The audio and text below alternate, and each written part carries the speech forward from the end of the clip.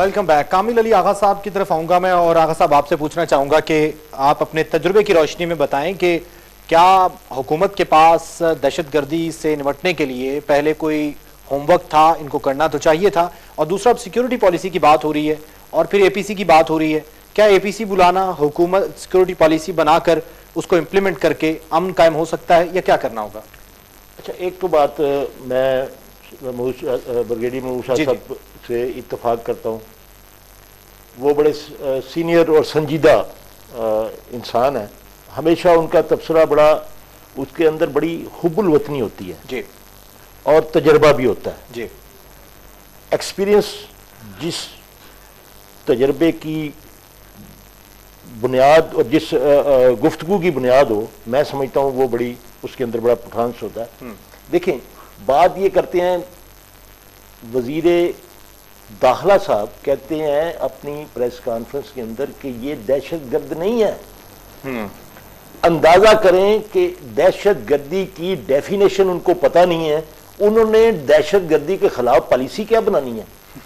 पूरी कौम को दहशतगर्दा किया उसने, बिल्कुल हथियारों के साथ किया, अपने बच्चों को दहशतगर्दा अपना ज़दा किया, पूरे एक कैपिटल सिटी को दहशतगर्दा किया, पूरी पुलिस और सिक्योरिटी एजेंसीज को दहशतगर्द अपना ज़दा किए रखा, मीडिया को दहशतगर्दा किए रखा। इससे बड़ी दहशतगर्दी क्या होगी भाई? और फिर उसके बाद उनकी एजेंसी पुलिस जो है वजीर दाखिला की, उसके खिलाफ, उस शख्स के खिलाफ दहशतगर्दी का पर्चा दे रही है, एफआईआर दर्ज कर रही है। जरा अंदाजा करें, इनको रिजाइन करना चाहिए। मैं कहता हूं कि इनको हर सूरत में इनको शर्म आनी चाहिए अपनी स्टेटमेंट की कि एक बंदे के खिलाफ ये, अभी उसके खिलाफ मुकदमा चलना, अदालतों ने क्या करना है जी? फैसला तो चौधरी निसार साहब ने अपनी प्रेस कॉन्फ्रेंस में दे दिया, अदालतें क्या करेगी? बात यह है कि इतनी बड़ी नालायकी और कौम के साथ मजाक, मैं समझता हूं नाकाबिले बर्दाश्त है, उनको रिजाइन करना चाहिए। दूसरी बात, नेशनल सिक्योरिटी पॉलिसी की देखें, मैंडेट मुस्लिम लीग नून के पास है। ये सारा लोगों को ये तमाशा दिखा रहे हैं, बेवकूफ बना रहे हैं कि जी एक एपीसी बुलवाएंगे और मिल बैठ के सबको वो पॉलिसी बनाएंगे। कभी ये नहीं होता दुनिया के अंदर। जिसके पास मैंडेट होता है वो तैयारी के साथ आता है, उसको मैंडेट मिलता है, वो पहले से तैयार होता है, उसके बाद वो आके वो अपनी पॉलिसी का अनाउंस करता है। हाँ। और उसके बाद फिर एपीसी बुलाए, कुछ बुलाए, उसमें अपनी पॉलिसी वजह कर दे, पॉलिसी के ऊपर दूसरों को एतमाद में लेता है, और अगर उसमें कोई कमी बेशी हो तो उसमें उसको दूर करता है। ये तरीकाकार होता है। ये अमेरिका देख लें, बरतानिया देख लें, फ्रांस देख लें, कोई मुल्क देख, इंडिया देख लें, बिल्कुल सही, जिसके पास मैंडेट होता है, जो हुकूमत होती है, जो हुकूमत बनाता है, वो पॉलिसियां अपनी वजह करता है, वो पेश करता है पॉलिसियां। ये तो ड्रामा कर रहे हैं, ये जग हंसाई होगी इन बातों से, और ये कभी पूरी जितनी देर ये बरसरे इक़्तिदार रहेंगे, मुझे नहीं नजर आता कि ये कोई पॉलिसी बना सकेंगे। अगर कोई इनके पास कोई ड्राफ्ट नहीं है तो हमने ड्राफ्ट ऑलरेडी दिया हुआ है अपने दौर के अंदर, उसको वो पॉलिसी बन नहीं सका, उसके ऊपर कोई कंसेंसस क्रिएट नहीं हो सके, विद इन द गवर्नमेंट नहीं हो सके, स्टेक होल्डर उस वक्त उस पर नहीं कर सके। लेकिन मुशाहिद हुसैन सैयद ने हमारी पार्टी की तरफ से नेशनल सिक्योरिटी पॉलिसी बना के दे दी थी। जी बिल्कुल। मैं डॉक्टर साहब आपसे पूछना चाहूंगा कि अब एपीसी की बात हो रही है, अब अभी जिस तरह से आगा साहब ने कहा कि पहले भी तो एपीसी हुई हैं और उसमें एक एजेंडा, और लास्ट जो एपीसी हुई थी उसमें मुत्तफिक हुए थे काफी लोग, तो उसको लाएअमल को मुरतब करना चाहिए। या फिर दूसरी चीज है, तमाम पार्टीज तो इस वक्त जो स्टेक होल्डर्स हैं वो पार्लियामेंट में भी मौजूद हैं, सेनेट में मौजूद हैं, तो वहीं पर भी कोई पॉलिसी बनाई जा सकती है। तो ये वाकई रुकावट असल में क्या है पॉलिसी बनाने के लिए? मैं सबसे पहले रिस्पॉन्स भी एक देना चाहूँगा, क्योंकि आगा साहब ने एक जो जिक्र किया है कि नेशनल सिक्योरिटी पॉलिसी जो है वाज़ेह होनी चाहिए, उसी की जानिब आपका भी इशारा है कि हमारी पार्लियामान क्या कर सकती है, इदारे क्या कर सकते हैं, और जो साहिब राय लोग जो हैं उनकी मुशावरत से एक ऐसी कॉम्प्रिहेंसिव पॉलिसी जो है सामने आए कि जो मुल्क के हालात को सही मानों में एक समझ दे सके। मुझे बुनियादी तौर पर मैं आपको बताऊँ कि मैं ये नहीं समझता कि हर चीज़ जो है वो हमें देखनी है कि चूंकि अभी 3 महीने भी हुए हैं, ये भी आप देखिए, मतलब ये थोड़ा सा पर्सपेक्टिव हमें बदलना भी होगा। नहीं, तरजीहात की बात हम कर रहे हैं। देखिए, हफ्ता पहले चौधरी निसार अली खान ने एक आउटलाइन दी थी, लेकिन सोचना यह है कि क्या आउटलाइन जो है वो बाकायदा डिस्कस की गई है, पार्लियामान के सामने लाई गई है, कहीं उस पर कोई मुशावरती अमल जो है वो शुरू हुआ है। ये वन मैन एजेंडा नहीं होता, किसी एक फर्द का नहीं होता, वो यकीनन उन्होंने किसी लेवल पे किया होगा, लेकिन वो लेवल लोगों के सामने भी आना चाहिए। और रह गई बात ये कि पार्लियामान की तो एक जिम्मेदारी होती है। एक पार्लियामेंट जो है वो वही सॉवरन है, वही उन मामलात की जानिब जाती है कि जो कौम को दरपेश होते हैं इश्यूज की शक्ल में। जब ये हुकूमत आई थी तो इसके नजदीक जो है वो यकीनन कुछ ऐसे मसाइल थे कि जिनके बारे में उन्हें सोचना चाहिए था कि फौरी तौर पे इक़दाम क्या किए जा सकते हैं। और देखा यह है हमने कि गुज़िश्ता 2 महीने के अंदर सैकड़ों वाक़यात हुए हैं टेररिज्म के, और ऐसे ऐसे वाक़यात हुए हैं जिनकी पहले नज़ीर नहीं मिलती थी। मैं आपको बताऊं तो ये सोचने की बात है कि अब अगर हम इस जानिब कदम बढ़ाना चाहते हैं तो ये बहुत संजीदा इक़दाम होने चाहिए। और पार्लियामेंट में ये देखिए, सेनेट है हमारे यहाँ कौमी असेंबली है, उसके अलावा ये है कि वो इदारे जो, एक और बात जो मैं आपसे अर्ज करना चाहूंगा कि ये देखिए, नेशनल सिक्योरिटी पॉलिसी बनेगी उस सूरत में कि यहाँ कुछ ऐसे लोगों के जिम्मे वो काम भी लगाया जाए कि जो एक ऐसा इदारा तख्लीक करें। अब तक देखिए हमारे यहाँ सिक्योरिटी के इदारे जो हैं वो उनकी एक नामियाती हैसियत है, वो आते हैं वक्ती तौर पे होता है और सारी चीजें। एक ऐसा इदारा होना चाहिए जो मुसलसल इस अमल को बाकायदा जो है वो कन्फ्रंट करे, उस पर उनका एक रद्दमल होना चाहिए, उससे मुतालिक फौरी उनका रिस्पॉन्स होना चाहिए। अभी तक हमारे पाकिस्तान के अंदर मैं नहीं समझता कि अमली तौर पे कोई ऐसा इदारा मौजूद है कि जो टेररिज्म को बाकायदा जो है फौरी तौर पे जिसका रिस्पांस सामने आ सके। बिल्कुल, तो ये बहुत जरूरी है। महमूद शाह साहब, आपसे मैं पूछना चाहूंगा कि अब जिस तरह से बात हो रही है कि नेशनल सिक्योरिटी पॉलिसी लाई जाएगी, कराची की अगर बात करें तो एक तजवीज ये भी सामने आई थी कि कराची की जितनी पुलिस है उसको डीपोलिटिसाइज किया जाए और रेंजर्स जो तैनात है उसकी तादाद में इजाफा किया जाए। क्या केपीके में और दीगर इलाके, जिस तरह से बलूचिस्तान के मुख्तलिफ इलाकों में इस किस्म की सूरत हाल आती है, वहां से निबर्दाजमा होने के लिए भी हमें रेंजर्स को तलब करना पड़ेगा और एक कोऑर्डिनेशन तश्कील देना पड़ेगा, या एक इदारा काउंटर टेररिस्ट एक इदारा जो है वो बनाया जाना चाहिए, या क्या करना चाहिए? हुकूमत किस सिमत में जा रही है? महमूद शाह साहब लाइन पे मेरे ख्याल में मौजूद नहीं है, राब्ता मुनक़ता हुआ है। आपसे आगा साहब यही सवाल मैं करना चाहूंगा कि क्या वाकई कोई एक इदारे पे मुत्तफिक हो जाएं, एपीसीज जो पहले बुलाई थी उसी एपीसीज का लायामल आगे लेकर चलें, बजाय ये कि दोबारा से एपीसीज बुलाएं, दोबारा से सबको बुलाएं? अदारा तो एक बनाया था लेकिन वो चला नहीं, वहाँ पे उसके भी रीजन आपको पता है कि वो क्यों नहीं चला? जो फालतू किस्म के ब्यूरोक्रेट्स होते हैं उनको वहाँ पे खुश करने के लिए उनको तैनात कर दिया गया, वो चला नहीं है। उसके वो आइडिया अच्छा था, लेकिन बात यह अदारा तब बनेगा जब कोई पॉलिसी सामने आएगी। मेरा मौक़िफ़ ही है कि जिसको हुकूमत मिलती है सारी पॉलिसियां उसकी जिम्मेदारी होती है, उसकी पॉलिसियां चलनी होती है, उसको मैंडेट मिलता है ना। अवाम ये कहते हैं कि तुम आगे आओ और तुम आगे इन मसाइल को हल करो जी। और ये सारी चीजें इस इलेक्शन के अंदर अवाम के सामने थी जी। पिछली हुकूमत के खिलाफ शिकायत ये थी कि उन्होंने दहशतगर्दी को ख़त्म नहीं किया, करप्शन को ख़त्म नहीं किया वगैरह वगैरह। तो इनको ये लोड शेडिंग को खत्म नहीं किया, इनको मैंडेट यही मिला हुआ है ना, ये लोड शेडिंग खत्म करें, ये दहशतगर्दी खत्म करें, ये दीगर मसाइल को खत्म करें, वरना ये पॉलिसी लाए। ये बात दुरुस्त है कि पार्लियामेंट ने उसको डिस्कस करके अप्रूव करना होता है, जैसे लेजिस्लेशन होती है कि एक बंदा चाहे प्राइवेट मेंबर्स बिल हो, मैं एक बिल मसौदा कानून पेश करता हूं, उसके ऊपर डिस्कशन होती है, या हुकूमत पेश पार्लियामेंट तो मैं तो कम अज कम उसके ऊपर डिस्कशन होती है। तो ये पॉलिसी को लेके आए, बनाएंगे, ये जी डिस्कशन पार्लियामेंट में होगा। आगा साहब आपकी तरफ दोबारा तो हमें ज्वाइन किया है साबिक वज़ीर ख़ारिजा सरदार आसिफ अहमद अली साहब ने, और नाज़रीन बात करेंगे सरदार आसिफ साहब से इशू के हवाले से जो भारत ने आबी जारियत की है। सरदार आसिफ साहब आपको खुश आमदेद कहेंगे। 7/11 में भारत की जानिब से आबी जारियत में भी इजाफा कर दिया गया, सतलुज में पानी छोड़ दिया गया, भारत ऐसा क्यों करता है? दूसरी जानिब यह भी बताइएगा कि हमारी वजारत खारजा का क्या फर्ज बनता है? सतीश वर्मा ने भी यह स्टेटमेंट दी है कि 2001 और 2008 के हमले हमने खुद करवाए, कर्नल प्रोहत की स्टेटमेंट माजी में समझौता एक्सप्रेस के हवाले से आपके सामने आई। हमारी वजारत खारजा क्यों खामोश है? आलमी सतह पर क्या कर सकते हैं? लाइन ऑफ कंट्रोल का मामला भी आपके सामने। देखिए, आपने सवाल बड़ा वसी कर दिया है। अगर आप मुझे फ्लड्स के बारे में पूछ रहे हैं तो उसका मैं अर्ज कर देता हूँ जी।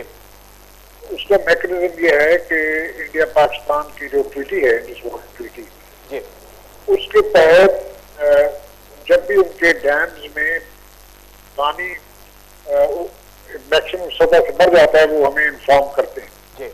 मेरा ज़ाती तजुर्बा ये है, क्योंकि मैं सतलुज का रहने वाला हूँ और वहाँ जब भी फ्लड आया है पीछे से उन्होंने इतला दी है जी। अब इस बार ये मैं नहीं कह सकता कि उन्हें इतला दी है नहीं, और इसका जवाब तो सिर्फ जो इंडस कमीशन के लोग हैं वो दे सकते हैं जी। मगर अमूमन ये एक रवायत है, इंडस ट्रीटी के साथ उनको देना पड़ता है। बाकी जो आपने फरमाया कि लाइन ऑफ कंट्रोल पे फॉरेन ऑफिस कुछ नहीं कर रहा या हुकूमत कुछ नहीं कर रही, तो मेरा नहीं ख्याल, मैं नहीं समझता कि इसमें हमें कोई हासिल होगा कि इस वक्त वो अपनी अंदरूनी सियासत की वजह से वो एस्केलेशन जो है इसको वो बढ़ा रहे हैं। मगर इसका जवाब ये नहीं है कि हम भी वैसे उन्हीं की तरह एस्केलेशन बढ़ाते हैं, क्योंकि एस्केलेशन बढ़ती बढ़ती वो तो फिर फौजियां लानी पड़ेंगी और फिर जंग का खतरा हो जाता है। तो इस वक्त जो हुकूमत को चाहिए वो यही चाहिए कि बड़े ठंडे दिल के साथ, बड़े हौसले और हिम्मत के साथ उन्हें सब्र के साथ बर्दाश्त करें, जवाब दें उन्हें। मैं ये नहीं कह रहा नहीं कह, मगर इसमें इसको एस्केलेट करने से हमें कोई फायदा नहीं होगा। फॉरेन ऑफिस का जो रोल है, मैं समझता हूँ कि उन्होंने तो एहतजाज जो मैंने पढ़े हैं ठीक एहतजाज किए, उनके सफीर को बुलाया भी गया है शायद यहाँ पे। तो इसमें इसके अलावा हमें इसको ज्यादा हवा और तूल नहीं देनी चाहिए, और इससे हिंदुस्तान को नुकसान होगा बैनुल-अक़वामी सतह पे। अगर हम सब्र तहम्मुल का और हौसला और हिम्मत का हम से काम लें, उनका नुकसान होगा, वो एक्सपोज होंगे कि ये डोमेस्टिक सियासत की वजह से वो इंटरनेशनल एक इशू बना रहे हैं जो लाइन ऑफ कंट्रोल पे टेंशन बढ़ा रहे हैं। आपने गुफ्तगू सुनी डॉक्टर साहब, आप क्या कहेंगे? बैनुल अक़वामी उमूर के माहिर हैं कि इससे क्या मैसेज आता है? आसिफ साहब आप लाइन पर रहिएगा, मैं दोबारा आपकी जानिब आता हूँ। तो क्या मैसेज जाता है कि हम खामोश बैठे हैं, दुश्मन हमारा लाइन ऑफ कंट्रोल की खिलाफ वर्जी करता है, इंडस वाटर ट्रीटी की खिलाफ वर्जी करता है, क्या कहेंगे? मैं बुनियादी तौर पर मुत्तफिक हूँ सरदार आसिफ अहमद अली साहब से, लेकिन हमें ये देखना है कि जब कभी आपने देखा होगा कि ये हालात कैसे पैदा होते हैं, एक ड्रामाई शक्ल होती है। जब किसी हमारे यहाँ मुल्क के अंदरूनी हालात खराब हों, हिंदुस्तान के अंदर सियासत जो है उसकी जरा रुख बदले, हाँ, तो फौरी तौर पे हम देखते हैं कि लाइन ऑफ कंट्रोल पे कुछ इश्यूज हमारे सामने आते हैं। बिल्कुल सही। ये हमें संजीदगी से गौर करना होगा कि असल इसके पीछे मसाइल क्या हैं।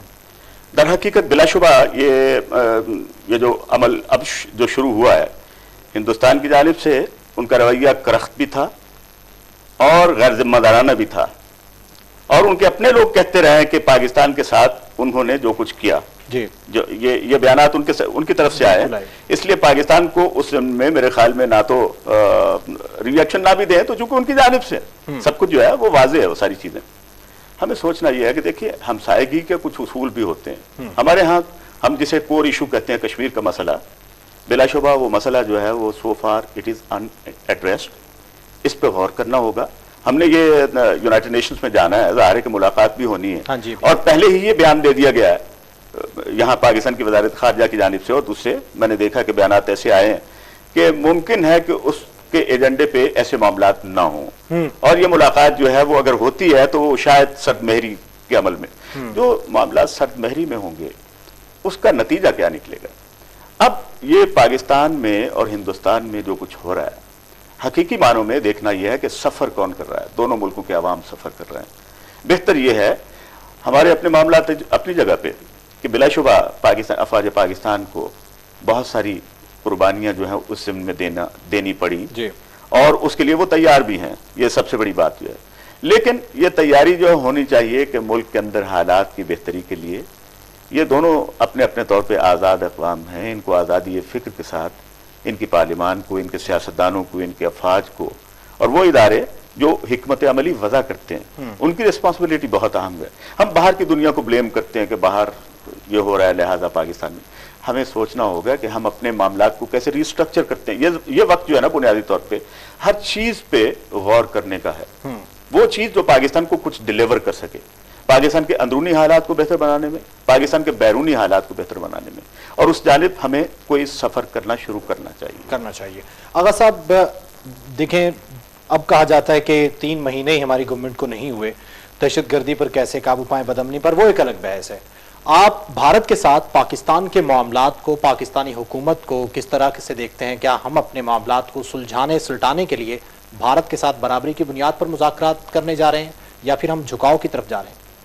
देखिए, मैं तो समझता हूँ कि सबके सामने है जी, जितनी संजीदगी किसी हुकूमत की होनी चाहिए फॉरेन अफेयर्स के मामले में जी, वो इस हुकूमत में नजर नहीं आ रही। अभी तक तो वजीर खारजा नहीं रखा हुआ।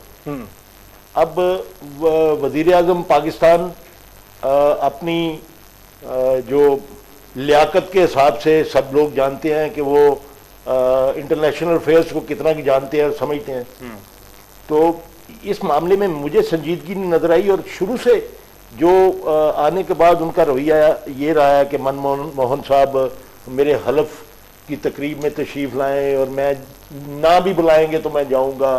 और ये वहाँ पे हालात, जैसे काज़मी साहब ने ये फरमा दिया कि वहाँ पे हमेशा ये तरीकाकार रहा है, जब भी उनके इलेक्शन आते हैं वहाँ की जमातें जो हैं वो सारा जो पाकिस्तान दुश्मनी को वो इस्तेमाल करती हैं। बिल्कुल सही। इसमें भी सब कुछ नजर आ रहा है, और ये बाकायदा हुकूमती सरपरस्ती में, तो ये LOC के ऊपर हो रहा है सारा कुछ। रोजाना खिलाफ वर्जी हो रही है, हमारे बंदे मर रहे हैं, बल्कि सिर्फ गन्स के साथ नहीं, तोपों के साथ बिल्कुल हमें रोजाना वो सलामी देते हैं।